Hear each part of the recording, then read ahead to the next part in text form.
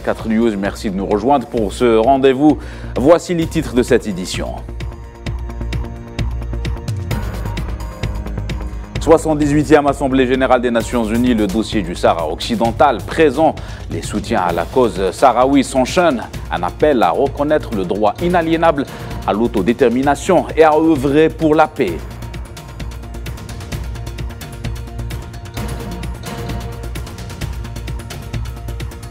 Le siège de la première banque algérienne à l'étranger, Algerian Union Bank, inauguré ce mercredi à Nouakchott, en Mauritanie.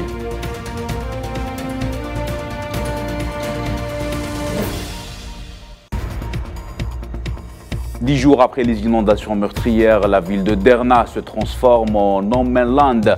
Dans un paysage apocalyptique, les équipes de secours peinent à avancer sur le terrain. Reportage dans cette édition.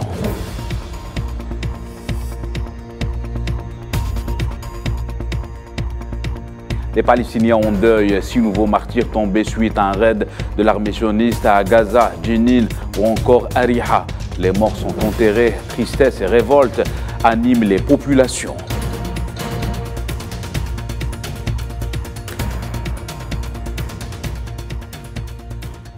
Voilà pour les titres. Bonsoir à tous. Poursuite des travaux de la 78e session de l'Assemblée générale des Nations unies à New York. Plusieurs dossiers ont été débattus, notamment la question du Sahara occidental et le droit à l'autodétermination du peuple sahraoui dans son territoire considéré comme la dernière colonie d'Afrique. Le point avec Naïla Aït-Hamouda. Le président algérien Abdelmajid Tebboune a clarifié la position de l'Algérie sur plusieurs questions brûlantes de l'actualité internationale lors de la 78e Assemblée générale des Nations unies à New York. Le dossier sahraoui s'est taillé la part du lion dans ses travaux, une occasion pour évoquer le dernier dossier de décolonisation en Afrique. Abdelmajid Tebboune a souligné le droit du peuple sahraoui à l'autodétermination. Il a appelé à ce propos l'ONU à assumer ses responsabilités en imposant la mise en application les résolutions adoptées en 1991. وأمام المحاولات الهادفة إلى خلق شرعية من لا شرعية تقع على الأمم المتحدة مسؤولية صون مصداقية قراراتها مع واجب الإدراك الجماعي بأن دعم التنفيذ الكامل لقراراتها هو حفظ لهيبة هذه المنظمة. Le président sud-africain Cyril Ramaphosa converge sur ce dossier avec la position algérienne, rappelant que l'Afrique du Sud est pleinement attachée à la Charte des Nations Unies. Nous sommes appelés à rester fidèles aux principes fondateurs des Nations Unies en reconnaissant le droit inaliénable du peuple du Sahara occidental à l'autodétermination, conformément aux résolutions pertinentes de l'Assemblée générale des Nations unies. Le dossier sahraoui a été présent en force lors de cette 78e Assemblée qui a vu sa cause plaidée par plusieurs pays africains et latino-américains comme Cuba. On behalf of the Assembly, I wish to thank the President of the Republic of Cuba. Et le ministre des Affaires étrangères de la République du Botswana, Lemogang Kouapé, a réaffirmé la position de principe de son pays concernant la cause sahraoui et son soutien aux droits légitimes du peuple sahraoui à l'autodétermination et à la liberté. Le ministre botswanais s'est ainsi exprimé lors de sa rencontre avec son homologue sahraoui, Mohamed Salem Ould Salek, en marge de la 78e session ordinaire de l'Assemblée générale des Nations unies.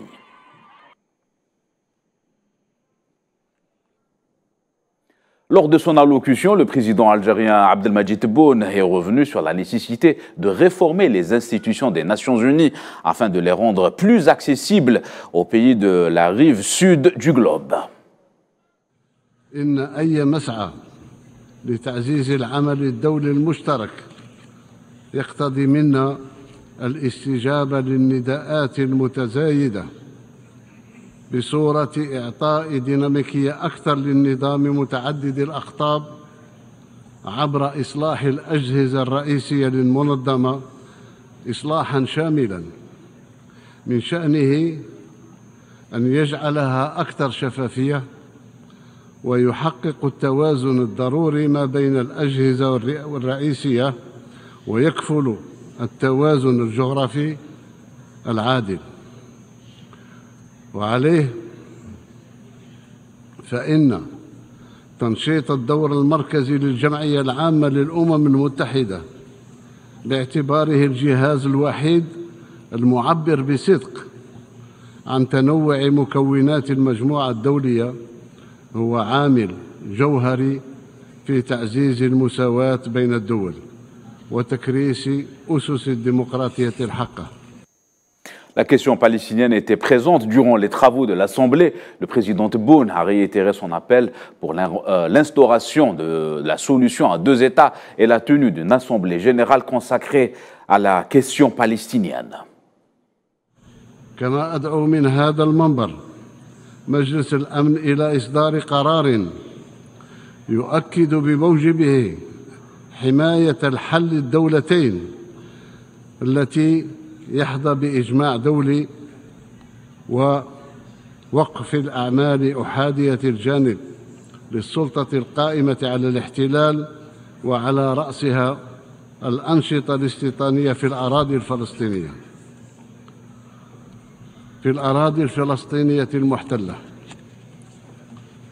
مع تجديد المطالبة وألح على ذلك تجديد المطالبة بعقد جمعية عامة استثنائية لمنح دولة فلسطين العضوية الكاملة فيها.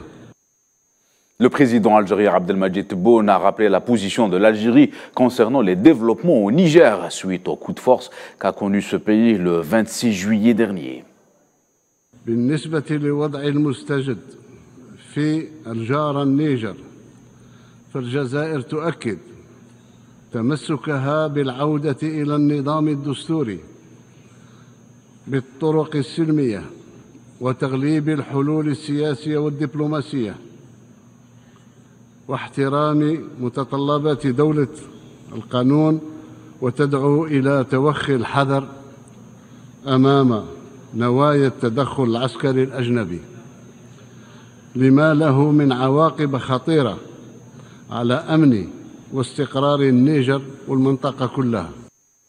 En marge de la 78e session de l'Assemblée générale des Nations unies qui se tient à New York, le président algérien Abdelmadjid Tebboune a rencontré son homologue sud-africain Cyril Ramaphosa et la première ministre italienne Giorgia Meloni, avec lesquels il a eu des entretiens en tête-à-tête.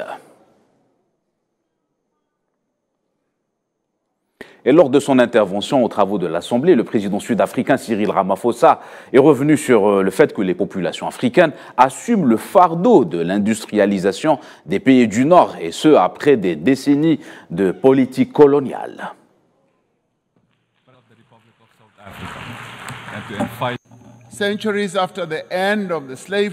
Des siècles après la fin de la traite des esclaves, des décennies après la fin de l'exploitation coloniale des ressources de l'Afrique, les populations de notre continent supportent à nouveau le coût de l'industrialisation du Nord et du développement des nations riches du monde.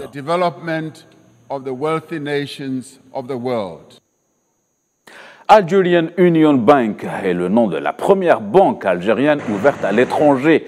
Elle vient d'être inaugurée dans la capitale mauritanienne Nouakchott, dans une démarche à caractère géostratégique pour l'État algérien sur les plans économiques et politiques, en application des instructions du président Abdelmadjid Tebboune visant à faciliter l'investissement et les échanges commerciaux entre l'Algérie et l'Afrique. Les ministres algériens du Commerce et des Finances ont supervisé l'inauguration du nouvel établissement financier aux côtés de leur homologue mauritanien. Le siège de la nouvelle banque se situe au cœur de la capitale mauritanienne, Nouakchott. Algerian Union Bank a été créée en décembre 2022. Elle a pour mission d'aider ici à l'installation d'exportateurs algériens pour qu'ils exportent leurs produits algériens ici en Mauritanie. On a aussi l'objectif de financer également les hommes d'affaires mauritaniens. Algerian Union Bank est doté, faut-il le rappeler, d'un capital social de 50 millions de dollars. On a une partie expatriée des employés algériens, mais la plupart sont nationaux ici. On a l'ambition d'aider, comme je le disais, à ce qu'on accentue les échanges aujourd'hui qui sont très intéressants entre l'Algérie et la Mauritanie.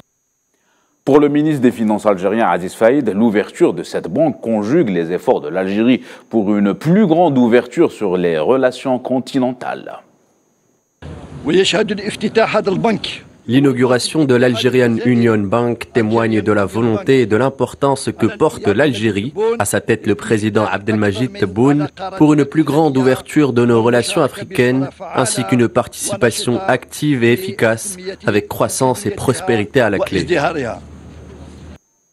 On reste dans la région Libye. C'est dans des conditions extrêmement difficiles que les équipes de secours à Derna continuent les opérations de recherche après plus de 10 jours de la catastrophe qui s'est abattue sur cette ville côtière. Les chances de trouver des survivants s'amenuisent. Le point avec Iman Merad. C'est dans un paysage de désolation que les équipes de secours libyennes et internationales tentent d'avancer dans les opérations de sauvetage à la recherche de personnes disparues ou encore ensevelies sous la boue. L'espoir de retrouver des miraculés s'amenuise 10 jours après les inondations qui ont balayé les villes et régions de l'est du pays. À Derna, où les équipes de sauvetage et ambulanciers qui collaborent avec le Croissant Rouge et le Comité international de la Croix-Rouge évoquent des circonstances difficiles auxquelles ils sont confrontés. Chaque jour, nous extrayons des corps en nombre indescriptible, inimaginable. La situation est tragique, des rues entières ont complètement disparu. Parce que la mort est partout, toutes les larmes, la colère et la tristesse sont gardées en eux. Les gens essayent de paraître bien et patients, mais dès que vous leur parlez, leurs larmes commencent à couler ou ils se mettent immédiatement en colère. La situation est assez difficile. Selon un nouveau bilan communiqué par les Nations Unies, les inondations auraient fait 11 470 morts et 10 000 disparus dans la ville de Derna. Un bilan qui pourrait s'alourdir dès lors que les recherches se poursuivent dans cette ville du nord-est de la Libye. Direction le Gabon, une instance judiciaire après la décision de mettre en détention le fils d'Ali Bongo, Andiba Nordim Bongo Valentin, et plusieurs proches du cabinet du président pour des affaires de corruption. C'est ce qu'a annoncé le parquet gabonais. Pour rappel, le président Ali Bongo a été destitué de son poste après l'annulation du scrutin présidentiel du mois d'août dernier. À la suite de ces inculpations, 3 assignations à résidence ont été ordonnées et 7 mandats de dépôt ont été décernés par le juge d'instruction. C'est le lieu de rappeler ici que les enquêtes se poursuivent et pourraient déboucher sur des inculpations supplétives. D'autres interpellations sont en cours. Le secrétaire général de l'ONU, Antonio Guterres, a salué la reprise des livraisons d'aide humanitaire depuis la Turquie vers le nord-ouest de la Syrie par le point de passage de Bab el-Hawa, a déclaré un porte-parole de l'ONU. Un convoi de 17 camions transportant 50 tonnes d'aide du Fonds des Nations Unies pour l'enfance et de l'Organisation internationale pour les migrations, ainsi que l'Organisation mondiale de la santé et le Programme alimentaire mondial a été le premier à traverser le point de passage de Bab el-Hawa depuis sa fermeture au début du mois de juillet.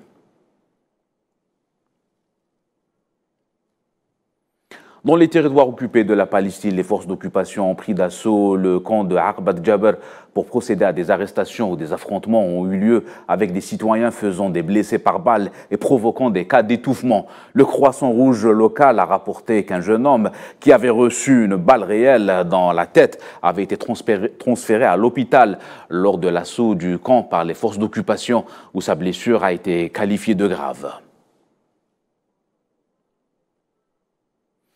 Et des sources locales palestiniennes ont annoncé mercredi à l'aube le décès d'un jeune Palestinien de 29 ans. Tard dans la soirée, le ministère palestinien de la Santé a annoncé la mort de 3 jeunes hommes palestiniens ainsi que 30 autres personnes qui ont subi diverses blessures dans des cas graves. C'est dans ce contexte que les Palestiniens ont inhumé aujourd'hui les jeunes martyrs tombés sous les balles de l'occupant suite à l'incursion menée à Jenin. Un cortège funèbre massif a commencé devant l'hôpital gouvernemental de la ville où les personnes en deuil ont porté les corps des martyrs et ils les ont transportés à travers les rues de la ville et de Sankan. Lors des funérailles, les manifestants ont dénoncé cette exécution, appelant à une protection internationale pour le peuple palestinien.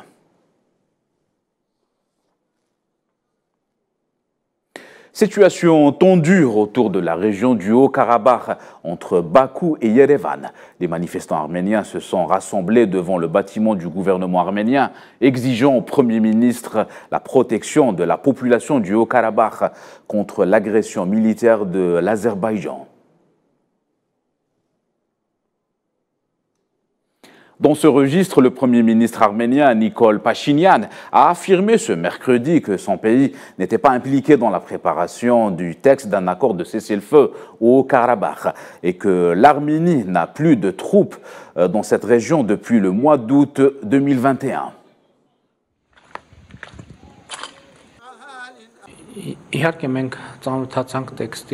Bien sûr, nous avons pris connaissance du texte de l'accord de cessez-le-feu entre le Haut-Karabakh et l'Azerbaïdjan. Bien que la République d'Arménie n'ait en aucune façon participé à l'élaboration de ce texte et n'a pas participé aux discussions, en tout cas, nous prenons note de cette déclaration et de l'acceptation de cette déclaration par les autorités du Haut-Karabakh.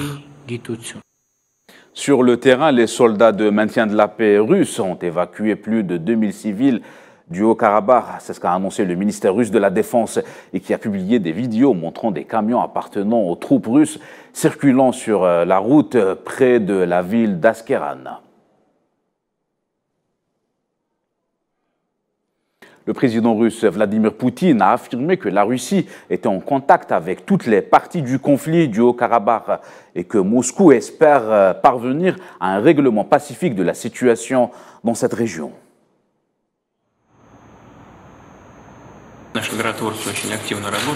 Nos soldats de la paix travaillent très activement avec toutes les parties impliquées dans ce conflit. Ils font tout pour protéger les civils. Il y a plus de 2000 civils dans notre camp de base principal. Plus de 1000 d'entre eux sont des enfants. Je le répète, nous sommes en contact très étroit avec toutes les parties du conflit. Avec les autorités d'Erevan, Stepanakert et Bakou, j'espère que nous pourrons parvenir à une désescalade et à une solution pacifique. Le ministre russe de la Défense, Sergei Shoigu, est arrivé à Téhéran, la capitale iranienne, dans le cadre de la coopération militaire entre les deux pays. Une cérémonie de rencontre officielle de la délégation russe avec la participation de la garde d'honneur iranienne a déjà eu lieu au quartier général de l'état-major des forces armées iraniennes. L'ambassadeur ukrainien accrédité en Pologne a été convoqué par le ministère des Affaires étrangères polonais ce mercredi. Cette convocation intervient au lendemain du discours du président ukrainien Volodymyr Zelensky devant l'ONU. La démarche vise les propos tenus mardi par Volodymyr Zelensky, selon lesquels certains pays feignent la solidarité à l'égard de l'Ukraine en soutenant indirectement la Russie. Le vice-ministre polonais des Affaires étrangères, qui a reçu le diplomate ukrainien, a dénoncé cette thèse fausse à l'égard de la Pologne, particulièrement injustifiée concernant la Pologne qui soutient l'Ukraine. Après une première visite annulée, le roi d'Angleterre Charles III a entamé une première visite d'État de 3 jours en France. Une visite censée relancer l'amitié franco-britannique après les turbulences du Brexit et le départ de Londres de l'Union européenne. Ce déplacement officiel, qui devait être le premier à l'étranger du roi d'Angleterre en tant que roi, avait dû être annulé à la dernière minute sur fond de manifestations contre la réforme des retraites en France.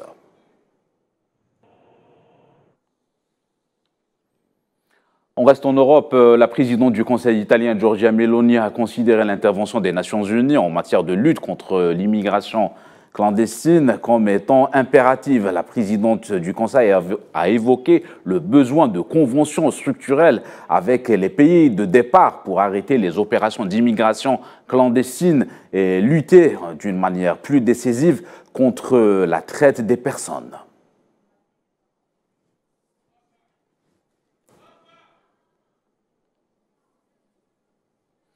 C'est la fin de cette édition. Merci à vous de nous avoir suivis. Excellente soirée à tous.